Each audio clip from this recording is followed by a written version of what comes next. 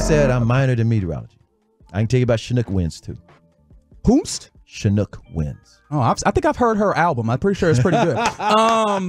Yeah, shout out to all the people on the truckwreck.com text line that know what's happening and knew that CA was right when it came out of his mouth, knew that Reggie was wrong. You know what? That's typically how it goes. But yeah, 877-881-1053. That is the truckwreck.com text line if you want to get involved during this hour. All right, let's do it. Let's talk about your Dallas Cowboys. They had been very, very quiet over the course of the first couple of days of free agency. Last night, we learned that they got in touch with Eric Hendricks and got his services. In addition to that, they also signed back a player today. They signed Jordan Lewis, cornerback. So in theory, you have a starting rotation of cornerbacks, right? And that seems to be the Cowboys' MO at the very least, right? Is just make sure that you paper over and you have at least someone to start in every position, whether it's like the optimal or not. Even though I think Jordan Lewis, he came around very well in the second half of last season, came off of an injury as well. And so I don't hate that move by any stretch of the imagination. He's also a team leader in the locker room. That's a point. Okay, that's a point that's absolutely need to be made. I mean, he is a little bit of a veteran at this point when it comes to this team. And so I did want to make that known. Just, again, I think that that's addressing that cornerback spot in a way. There is something that is addressed there. Is it I don't know if it's the best situation necessarily, but I don't think it's the worst at this point. And at the very least, you have outside corners and Trayvon Diggs returning from his injury, Deron Bland, and then Jordan Lewis can be your slot. I think you still need to figure out some of your other cornerbacks outside of that, because I know Noah Igbinoghene is not returning as of right now. I know you still have Eric Scott Jr. How comfortable do you feel if he's what, your fourth or fifth cornerback? But yes, at the very least, that was addressed. But I say all that to get all like the baseline here. However, Stephen Jones, there was an event at the the AT&T Stadium. Yeah, the Kid Rock Rodeo. Yeah, they announced the PBR will be holding some events, some finals at AT&T Stadium. All that. Okay, and so with that being the case, that means Stephen Jones was in front of some cameras and some microphones, and so we heard from him. So now there was stuff that people talked about a lot, and I understand why. The idea of, the fans not viewing them to be all in. I think we've put the all in thing to bed. Like, they're clearly not all in a way that's any level of useful to us, right? If they're saying that they've been all in since they started on a team in the late 80s, all right, that tells me absolutely nothing. They got a toe in the water. That's it. That's as in as they are. And by the way, Tolo from the 214 says the tornadic activity is in Denton County. You were trying to remember the county? It's in Denton County. Shout out to the 214 there. Back to these moves. Yes. These toe in the water moves.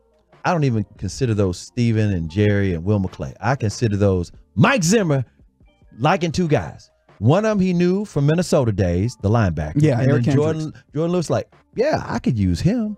We keep him. He's a leader in the locker room. Yeah. And plus, he's a skill set we like. So to me, that's Mike Zimmer getting that done.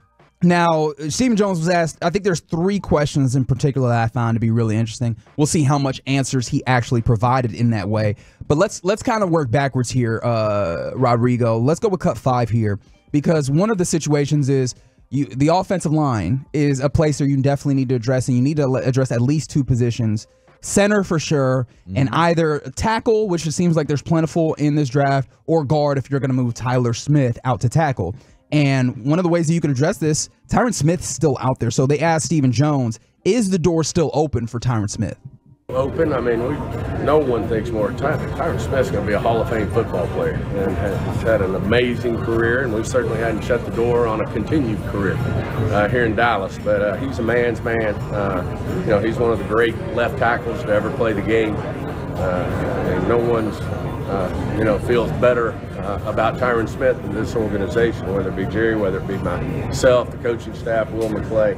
I have nothing but big-time thoughts about Tyron and what he's all about. By the way, Tyron was at the Mavericks game last night. I talked to him a little bit. And oh, really? And nothing I can tell you right now. Okay, very good. But he was there, and it means he's in town. He good spirits? Very good spirits. Okay, excellent. At the very least, make sure that the guy is doing well. He looked like he could block some shots while he was out there, too. Oh, I'm sure. Everybody was getting blocks that last night.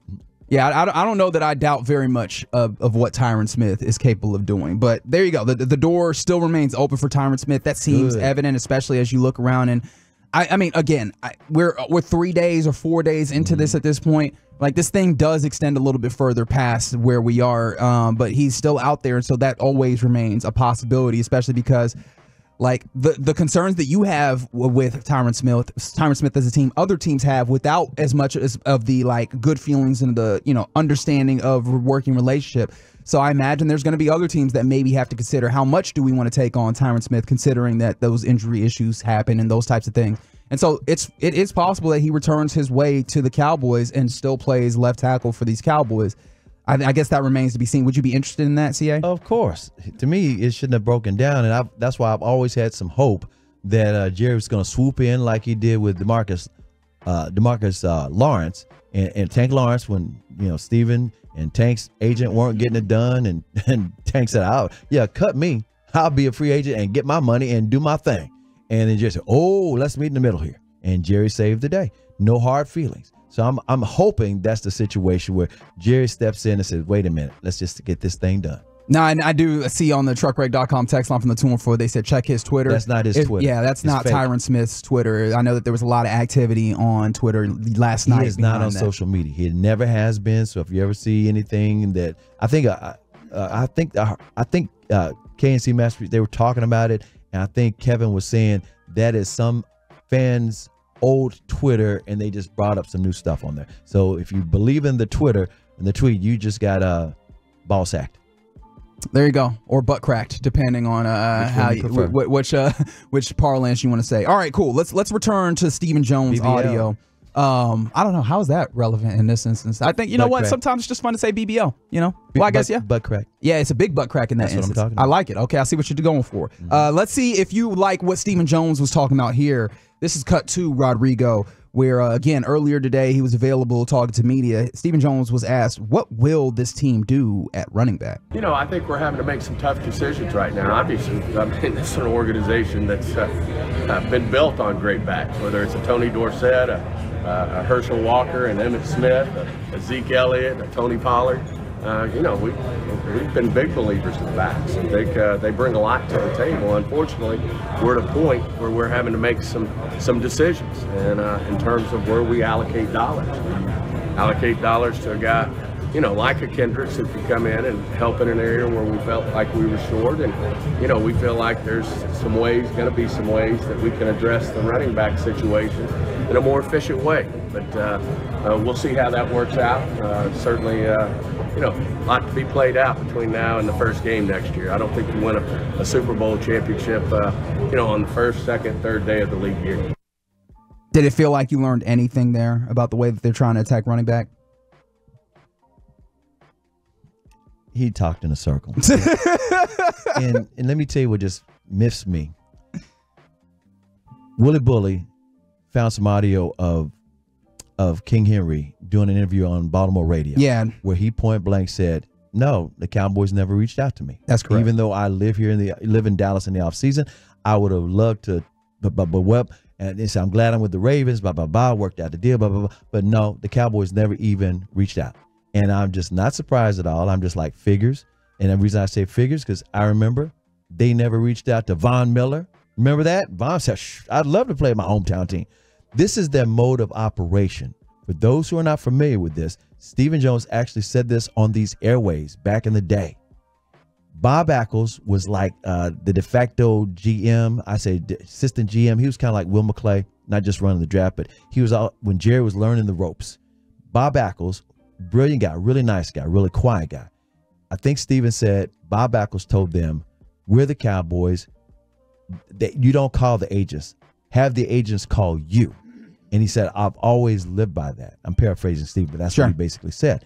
And with that in mind, I'm like, Stephen, that was back when you had some Super Bowl trophies. And you know what I'm saying? Right now, you're in a drought. And it's a different age. That was the 20th century. This is the 21st century. If you are not just all in, if you're trying to team build, you've got to do everything you can. It does not hurt you and lose you leverage to make a phone call and say, hey, what about a hometown discount because we're the Cowboys? I mean, come on. That's all you had to do with Derrick Henry.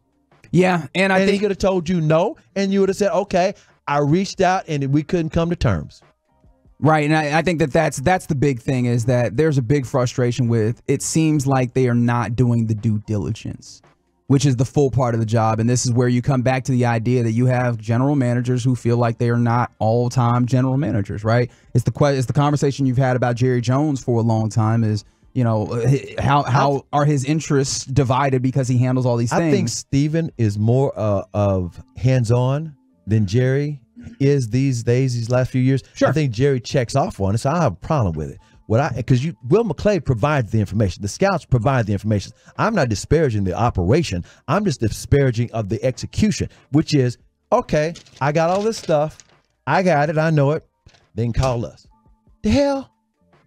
Well, and maybe that's just the way. And again, because you don't know that. Sure. Fans don't know that. Media don't know that. They have the opinion that y'all don't even know what's out there. I think they know what's out there. They just choose not to make the phone call, right, and make the first move. And that's where I personally come to the idea that that is not doing your due diligence. You need to have those conversations in full. That, to me, is doing your due diligence. And maybe that's just I'm inexperienced. I'm not in those rooms and I don't understand it. But it seems like there's not much to understand between, like, have the conversation, have the full understanding of what happens, because the worst thing that he's going to tell you is no if you do ask. And exactly, you could never, and if there was a possibility of saying yes, you never found out. As you were mentioning, Derrick Henry was on Mad Dog Radio, and he said the Cowboys never called it. Quote, the Cowboys never called it all. Nope. That's where I stay in the offseason. I'm kind of on the back end of my career, and that's a great organization. It would have been a great opportunity, but I'm thankful I ended up here in Baltimore. And that's close quote. Like, that sounds like somebody who absolutely, at the very least, would have been interested in having the conversation. There's so many players nowadays grew up being Cowboy fans. Every time they sign a free agent or they get somebody in a trade, they always say, yeah, I grew up being a Cowboys fan. The deal is this, and 903 says it as well. Maybe the Cowboys are afraid of rejection now, too. Call, and the agent said, nope, we're not interested. But my whole point is, you've got to make the call. Yeah. This is not the 20th century. You can't say we're the Cowboys and therefore they need to come to us. No, you might get that deal because they grew up admiring the organization, wanting a star on their helmet. You might be. Jerry can sweet talk anybody. Come on, man. Steven.